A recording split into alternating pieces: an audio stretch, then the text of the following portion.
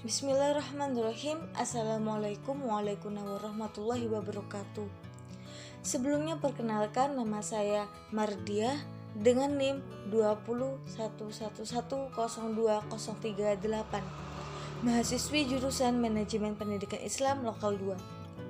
Di video kali ini, saya akan menjawab pertanyaan yang mana video ini merupakan tugas untuk memenuhi ujian akhir semester mata kuliah Filsafat Pendidikan Islam yang diampu oleh dosen kami, yaitu Bapak Habib Anwar Al-Ansori, MPD.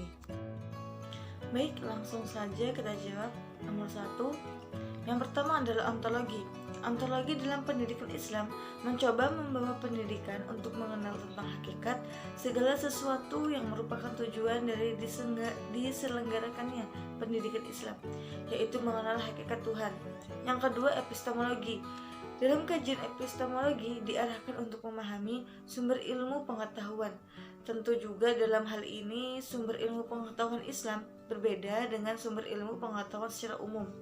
Untuk itu dalam kajian ini maka epistemologi Islam terutama dalam pendidikan Islam mencoba untuk memberikan penjelasan tentang sumber ilmu pengetahuan dalam pendidikan Islam yang tentu berbeda dengan sumber pengetahuan pendidikan secara umum.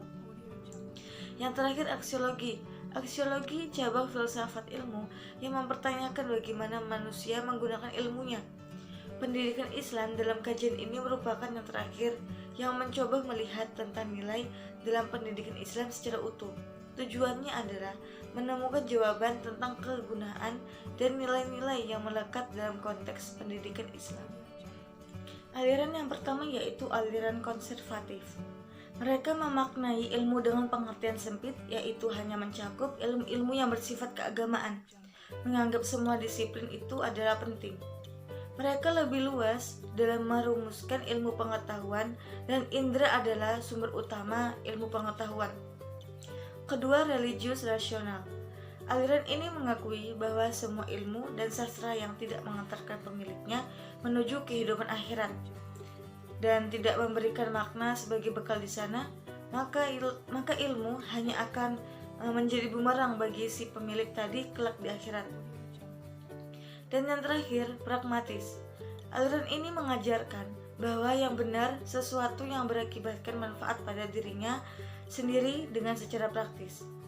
Aliran ini menerima segala sesuatu yang seperti pengalaman pribadi, kebenaran mistis dapat diterima sebagai kebenaran. Konsep pendidikan Al-Ghazali menyatakan bahwa sentral dalam pendidikan adalah hati, sebab hati merupakan esensi dari manusia karena substansi manusia bukanlah terletak pada unsur-unsur yang ada pada fisiknya, melainkan berada pada hatinya dan memandang manusia bersifat teosentris, sehingga konsep tentang pendidikannya lebih diarahkan pada pembentukan akhlak yang mulia.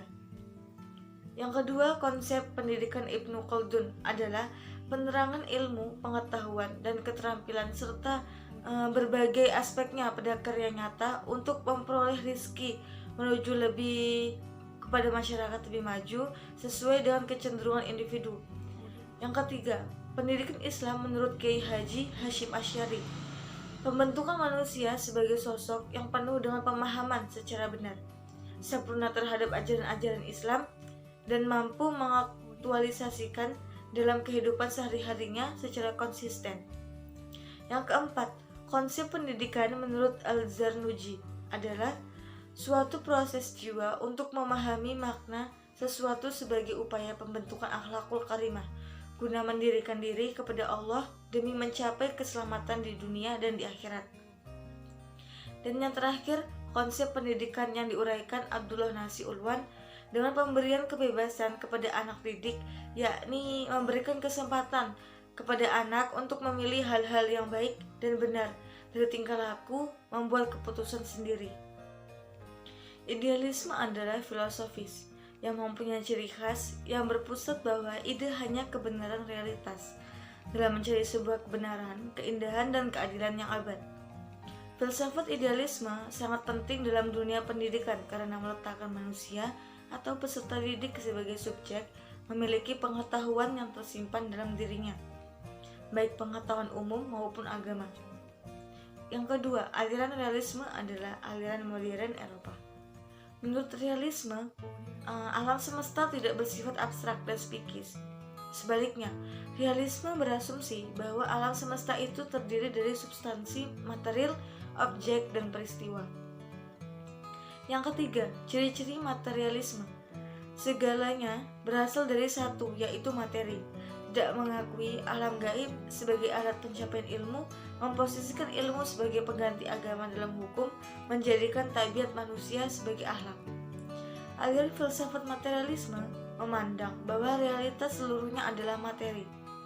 Materialisme berpandangan bahwa hakikat realisme adalah materi, bukan rohani, bukan spiritual atau supernatural. Yang keempat, pragmatisme mempunyai ciri yaitu memusatkan perhatian pada hal-hal yang masih dalam jangkauan indera pengalaman. Sesuatu yang dipandang benar adalah yang berguna atau berfungsi, dan manusia bertanggung jawab atas nilai-nilai dalam masyarakat. Kontribusinya dengan pemahaman pemikiran tersebut menciptakan perubahan yang luar biasa dalam kehidupan bermasyarakat, dalam memahami sebuah realitas, pengetahuan, nilai, maupun untuk memprosesnya melalui pendidikan. Yang kelima, eksistensialisme adalah aliran filsafat yang pahamnya berpusat pada manusia, individu yang bertanggung jawab atas kemauannya, yang bebas tanpa memikirkan secara mendalam mana yang benar dan mana yang tidak benar. Eksistensialisme adalah salah satu aliran besar dalam filsafat, khususnya tradisi filsafat barat. Yang keenam, aliran progresivisme. Ini lebih mengutamakan masa depan. Adapun ciri-ciri aliran progresivisme adalah manusia mampu menghadapi lingkungan yang bersifat kompleks dan dinamis. Progresivisme pendidikan yang menekankan pentingnya pengalaman dalam proses belajar, contohnya kasus yang konkret dan empiris, sehingga dengan mengalami, peserta didik akan lebih mengerti dan memahami. Ketujuh, aliran perennialisme. Ini memiliki ciri khas yaitu perennialisme mengambil suatu jalan regresif atau kembali pada nilai pendidikan dan prinsip dasar pendidikan pada masa lampau. Perennialisme sebagai sebuah aliran dalam filsafat pendidikan yang mendasari dirinya pada keyakinan bahwa pengetahuan sejatinya yang didapat melalui ruang dan waktu mestilah membentuk dasar-dasar pendidikan seseorang. Dan yang terakhir adalah esensialisme. Esensialisme memiliki ciri-ciri antara lain adanya sebuah minat tahan lama dalam proses pembelajaran, pengawasan, dan bimbingan dari orang dewasa, teori yang kuat dan kokoh dalam pendidikan. Filsafat esensialisme tersebut dipahami bahwa esensialisme memandang pendidikan harus berpijak pada nilai-nilai yang memiliki kejelasan dan tahan lama, yang memberikan kestabilan dan nilai-nilai terpilih yang mempunyai tata yang jelas. Di era modernisasi seperti sekarang, sejumlah negara berlomba-lomba mencapai predikat sebagai negara maju. Persaingan antar negara yang makin ketat mengharuskan upaya mendidik sumber daya manusia agar lebih cerdas. Salah satu cara yang dilakukan adalah melalui pendidikan sebagai fondasi dalam meningkatkan kualitas suatu negara.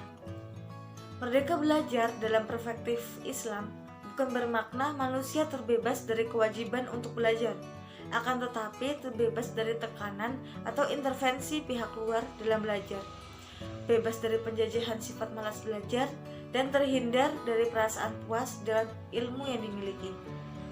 Jadi, kemerdekaan dalam belajar tatkala tidak ada lagi intervensi eksternal yang menjadikan siswa terpaksa belajar. Faktor eksternal tersebut bisa berupa tes atau ujian ataupun ancaman orang tua dan lainnya. Mewujudkan kemerdekaan belajar dapat ditempuh dengan memahamkan akan hubungan manusia dengan Tuhannya. Inilah yang mendorong seseorang untuk belajar atas kesadarannya sendiri, sehingga tidak ada keterpaksaan sekolah, tidak ada alergi, maupun juga tidak takut dengan ujian atau ulangan atau tes. Karena ujian atau ulangan merupakan bagian integral dari belajar itu sendiri, dan merupakan perkara alamiah yang dilakukan guru atau lembaga atau negara dalam mengevaluasi proses dan hasil pembelajaran.